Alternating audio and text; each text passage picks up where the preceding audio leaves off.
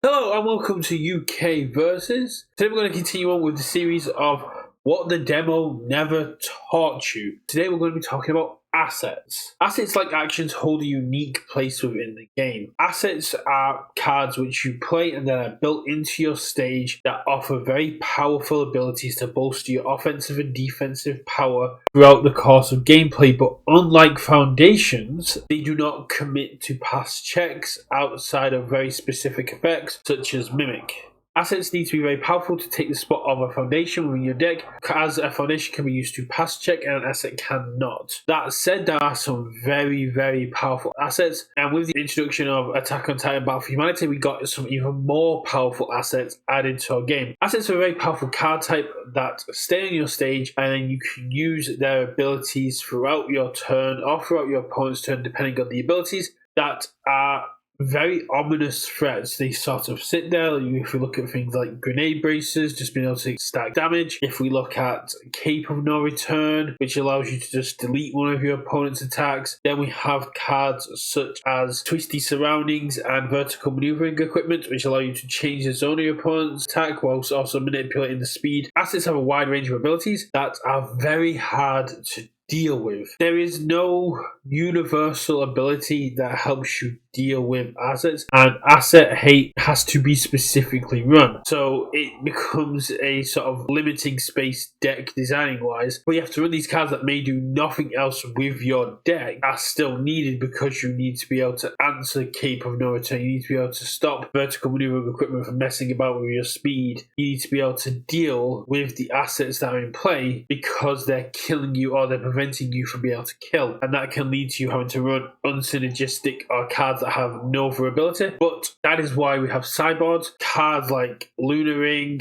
are very powerful on the side, and then we have Hacker Extraordinaire and Vast Hybrid Khmer Kraken, which have great utility outside of their asset hate, which allows them to be main deck staples at the moment as well. So let's rewind back to the start and take a look at assets. You can tell an asset through its green card frame, as well as in the bottom right hand corner you will see that it says asset. In the frame of the fighting game, your assets are your allegiances, they're your weapons, they're your terrain, they're your surroundings. They are the assets that you have in your fighting style to help your attacks deal damage or to protect yourself from attacks. That's why they're assets. Assets have great utility and are useful in a wide range of situations, as well as unlocking interactions that would not otherwise be possible. If we take a look at Crystal Lens and the use of UA High, allowing them to keep gaining more counters at the start and the end of the turn, is very powerful. If we look at Shigaraki 3 with Twisty Surroundings, allowing you to be able to do more check, keep yourself alive by changing the zones of attacks. Very powerful, very good synergy, and it has Breaker on its face as well. And a more recent one would be Ryuku 1 with Vertical Maneuvering Equipment, allowing you to utilize your momentum that you're getting from Ryuku not only for offensive damage, but for offensive speed and changing of the zones with the asset. Unlike actions, assets do not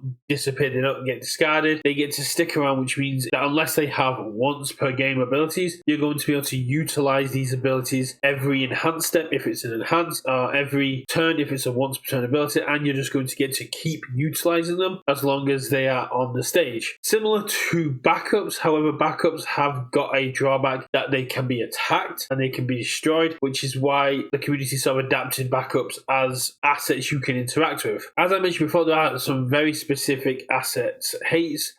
You can commit them down with cards like Vast Hybrid Khmer Kraken, meaning they won't be able to interact with you that turn or until your opponent's next ready step. You can destroy them with things like Lunar Ring and other cards that just let you destroy or remove them. And you can flip them with cards like Hacker Extraordinaire and other cards out there. The main issue is when you flip them, they become essentially a face-down foundation. It's a face-down card in your stage. But if you flip an asset, it becomes a face-down foundation. That is key because it does mean that they can use things like Fallen Killstrike and other cards to unflip them or play them from their stage using cards like overhaul. Assets are very powerful, very cool, and very, very strong, and I believe that we will see more play of them as they come along because assets are starting to get a lot more power behind them. But as some better players than myself have said, an asset has to be very good for it to find a spot in a deck, and that's because it's replacing a foundation. It's replacing something that allows you to progress your game state. If you are looking to play an asset, make sure that it is powerful enough in your deck that it warrants taking the spot of a resource that you can commit to pass your checks, because it is very, very powerful, and make sure that it is progressing your game state. When establishing your sideboard, when you are looking at going to regionals or local championships, it is always a good idea to have a little bit of asset hate. Unless there are no assets being played at all in the meta, then don't worry about it. That's what your sideboard is there for, answering the problems that you're not prepared for, and assets may be one of those. Not as in-depth as my look into actions, but there's not as much to